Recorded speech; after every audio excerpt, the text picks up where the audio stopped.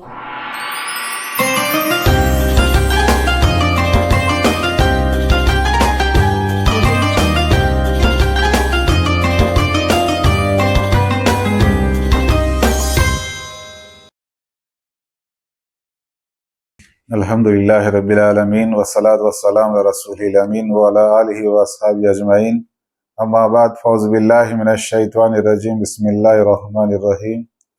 Yeah అయ్యుహల్లజీన ఆమనూ ఇన్నమల్ ఖమ్రు వల్ మైసిరు వల్ అన్సాబు వల్ అజ్లాము రిజ్సుం మిన్ అమలిష్ షైతాన్ ఫజ్తనిబూహు లఅల్లకుం తుఫ్లిహూన్. సదకల్లాహుల్ అజీం. అనంత కరుణామయుడు, అపార కృపాశీయుడు, సర్వలోక నియామకుడు, సర్వ సృష్టికర్త అయిన దైవానికి సమస్త స్తోత్రం తెలుసుకుంటూ, మానవుల సన్మార్గం కోసం ఎందరైతే మహనీయులు వచ్చారో వారందరిపై మనందరిపై దేవుని యొక్క శాంతి శుభాలు కరుణా కటాక్షాలు కురేజందేవని వేడుకుంటూ, సోదర మహేశ్వర ఆధ్యాత్మిక ప్రియులారా, నేను ఇంతవరకు మీ ముందు పవిత్ర ఖురాన్లోని సూరతుల్ మాయిదా 90వ ఆయతు పఠించడం జరిగింది. మరి సోదర మహేశ్వర, ఈ ఆయతులో మరియు ప్రవక్త గారి యొక్క హదీసులో ఏవైతే విషయాలు ఉన్నాయో కొన్ని విషయాలు మీ ముందుంచే ప్రయత్నం చేస్తాను.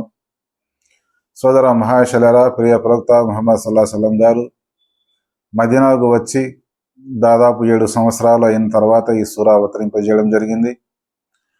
ప్రియ ప్రవక్త ముహమ్మద్ సల్లల్లాహు అలైహి వసల్లం గారు ఒక ఇస్లామీయ వ్యవస్థను అక్కడ స్థాపించడం వల్ల, మరి ముఖ్యంగా ఈ సూరాలో విశ్వసించిన వారి యొక్క నమ్మకాలు, వారి యొక్క ఆచారాలు, వారి యొక్క లావాదేవీలు, నైతిక అలవాట్లు ఏ విధంగా ఉండాలనో, అదేవిధంగా దేవుని యొక్క ఆజ్ఞలు, ప్రవక్త గారి యొక్క బోధనలు ఏ విధంగా పాటించాలో ఈ అధ్యాయంలో తెలియజేయడం జరిగింది.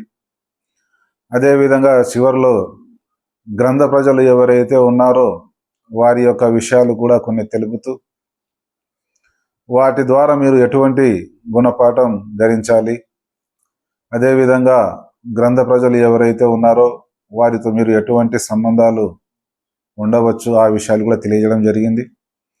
అదేవిధంగా ఈ సూరా పేరు మాయిదా ఏదైతే ఉందో వడ్డించిన విస్తరి అని అర్థం. ఎందుకంటే మహనీయులు హజరత్ ఈసా అలైహిస్సలాం గారు వారి శిష్యుల కోసము దేవుని మహిమతో వడ్డించబడిన విస్తరి ఆహార పదార్థాలను అవతరింపజేసినప్పుడు అది ఒక గొప్ప మహిమ కాబట్టి, అదేవిధంగా మహనీయులు హజరత్ మూసా అలైహిస్సలాం గారికి కూడా చాలా మహిమలు చూపించడం జరిగింది. మరి ఇన్ని మహిమలు చూసిన తర్వాత కూడా మరి దైవాన్ని, ప్రవక్త హజరత్ మూసా అలైహిస్సలాం గారిని ఏ విధంగా విశ్వసించాలో, ఏ విధంగా దేవుని ప్రవక్త ఆజ్ఞలు శిరసా వహించాలో ఆ విధంగా వారు పాటించలేదు కాబట్టి మీరు దేవుని ఆజ్ఞలను వారి విధంగా పాటించరాదు. ఎప్పుడైతే దేవుని ఆజ్ఞ వస్తుందో, ప్రవక్త ఆజ్ఞ వస్తుందో మీరు శిరసా వహించాలి, విధేయత పాటించాలి, మీరు అమలు పరచాలి అని ఈ అధ్యాయంలో తెలియజేయడం జరిగింది. మరి సోదర మహేశ్వర, ఇస్లామీయ వ్యవస్థ ఏర్పడి దాదాపు 7 సంవత్సరాలు కావస్తుంది కాబట్టి సమాజంలోని చెడులు ఏవైతే ఉన్నాయో వాటి నుంచి దూరంగా ఉండమని హెచ్చరించడం జరిగింది. ఇప్పుడు నేను చదివిన వాక్యానికి అర్థం ఏమంటే, విశ్వసించిన ప్రజలారా, సారాయి, జూదం, దైవేతర ఆరాధనలు, పాచికల ద్వారా జోస్యం, ఇవన్నీ అసహ్యకరమైన విషయాలు, పైశాచిక విషయాలు. వీటి నుంచి మీరు దూరంగా ఉండండి. మీ జీవితాలు సార్థకమయ్యేదానికి, సఫలీకృతమయ్యేదానికి అవకాశం ఉందని తెలియజేయడం జరిగింది.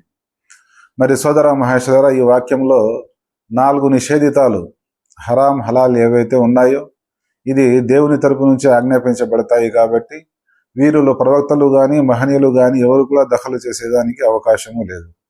మరి ఈ నిషేధించిన వాక్యాలు ఈ వాక్యంలో ఏవైతే ఉన్నాయో, 1 సారాయి, 2 జూదము, 3 దైవేతర ఆరాధనాలయాలు, 4 పాచికల ద్వారా జోస్యం.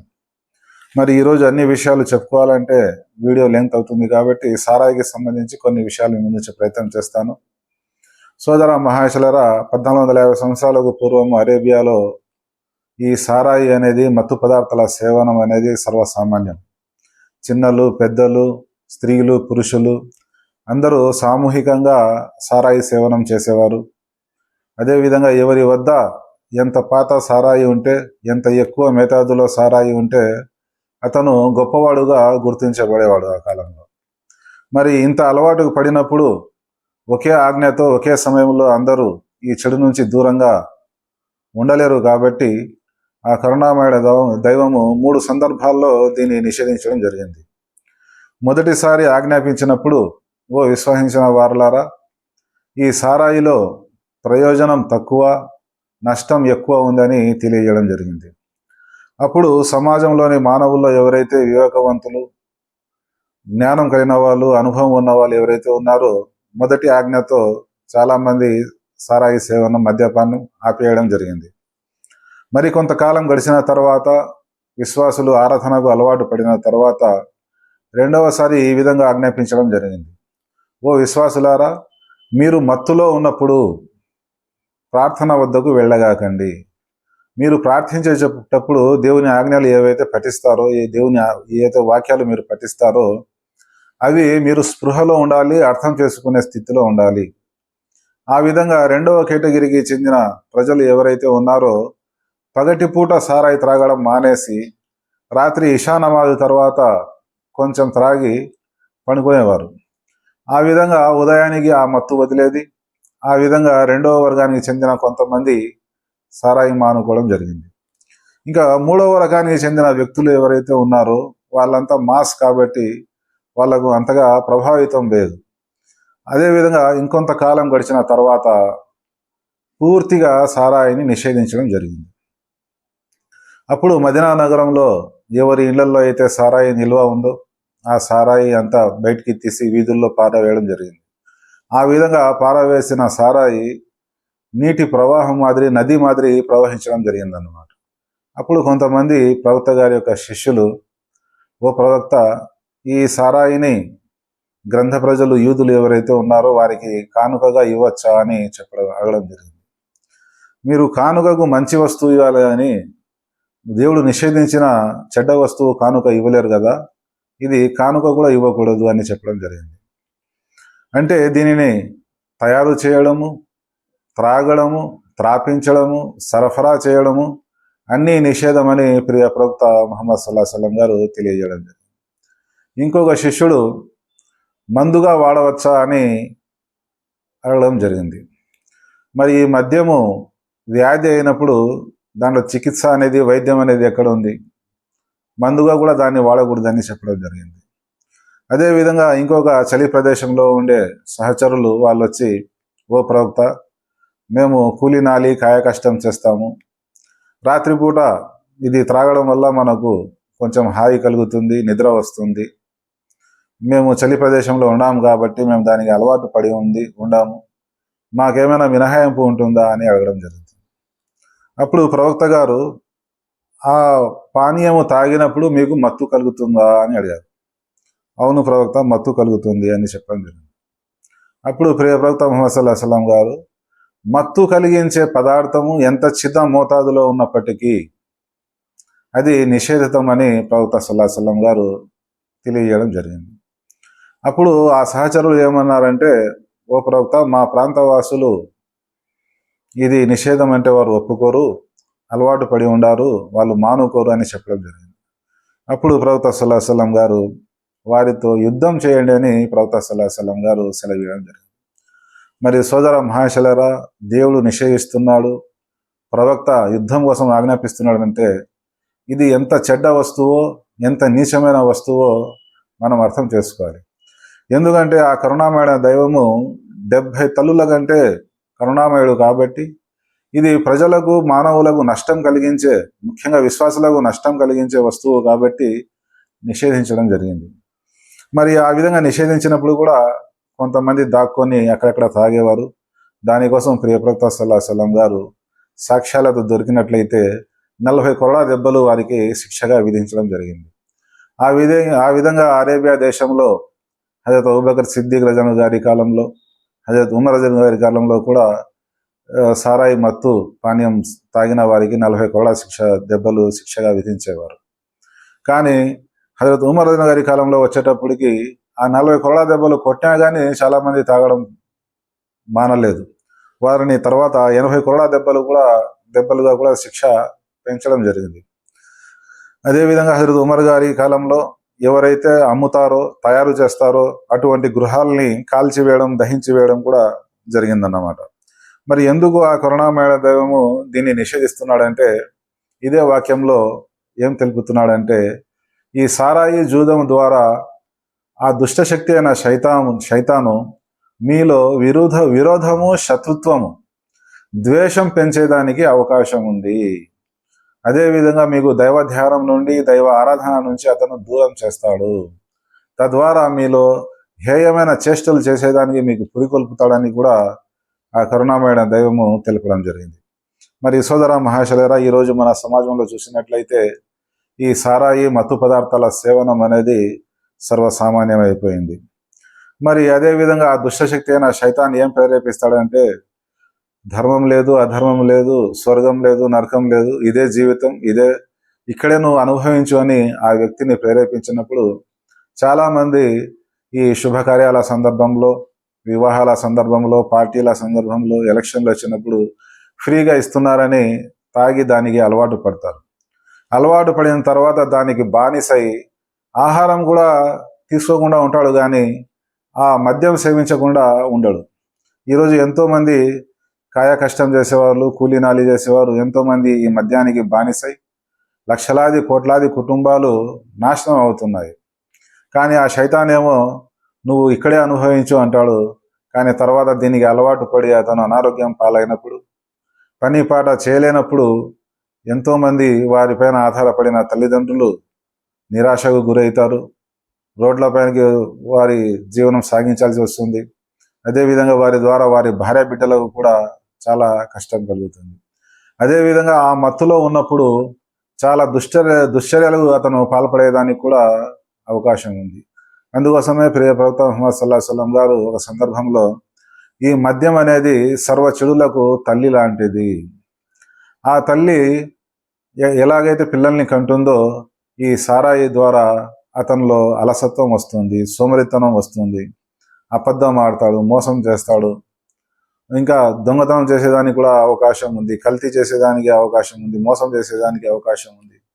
ఎందుకంటే ఆ డబ్బు లేనప్పుడు అతను ఎన్ని అబద్ధాలు చెప్పేదానికైనా సిద్ధమవుతాడు. ఇంట్లో వస్తువులు తీసుకుపోయి అమ్మేదానికి కూడా అతను సిద్ధమవుతాడు. అదేవిధంగా ఈరోజు ఎంతోమంది భార్య బిడ్డల్ని సారాయి కోసం డబ్బు ఇవ్వలేదని ఎంతోమంది స్నేహితుల్ని చంపుతున్నారు, భార్య బిడ్డల్ని చంపుతున్నారు. మరి దీనికి ముఖ్యమైన కారణం ఏమంటే ఇదే. అందుకోసమే ప్రియ ప్రవక్త ముహమ్మద్ సల్లల్లాహు అలైహి వసల్లం గారు ఇటువంటి చెడు నుంచి మిమ్మల్ని మీరు కాపాడుకోండి. ఆ దుష్టశక్తి అయిన శైతాను దీనికి బానిస అయిపోయిన తర్వాత ఈ శైతాన్ ఆయుధాల్లో ఒక గొప్ప ఆయుధం అని ప్రియ ప్రవక్త ముహమ్మద్ సల్లల్లాహు అలైహి వసల్లం గారు చెప్పడం జరిగింది.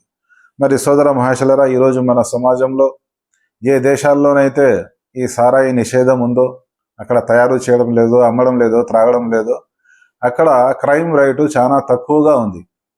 కానీ ఇదే మన దేశంలో ఇంకా ఎక్కడైతే విచ్చలవిడిగా మద్యపానీయం అమ్మడం జరుగుతుందో, చరస్ కానీ, హెరాయిన్ కానీ, గంజాయి కానీ, ఇటువంటి మత్తు పదార్థాలు స్వేచ్ఛగా ఎక్కడైతే అమ్మడం జరుగుతుందో, తయారు చేయడం జరుగుతుందో, అక్కడ ఎన్నో అనర్థాలు జరుగుతూ ఉన్నాయి.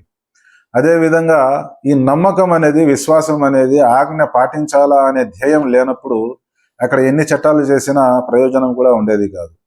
అదే అభివృద్ధి చెందిన దేశం అమెరికా దేశం ఏదైతే ఉందో, రోనాల్డ్ రీగన్ పరిపాలన చేసేటప్పుడు అరేబియాలో మొరటు వాళ్ళు, అనాగరికులు, చదువు లేని వారు దీన్ని నిషేధం పాటించినప్పుడు మత్తు పదార్థాలపైన మేము నాగరికులము, చదువుకున్న వాళ్ళము, మేము ఎందుకు నిషేధం పాటించకూడదని ఆయన అమెరికాలో మద్య నిషేధం చేశాడు.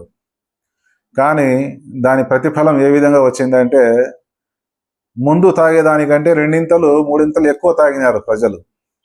ఎందుకంటే ఎప్పుడైతే నిషేధించినారో దాంట్లో ఎంత రుచి ఉందో తాగాల అనే మనసుతో త్రాగే అలవాటు లేని వారు కూడా త్రాగడం జరిగింది.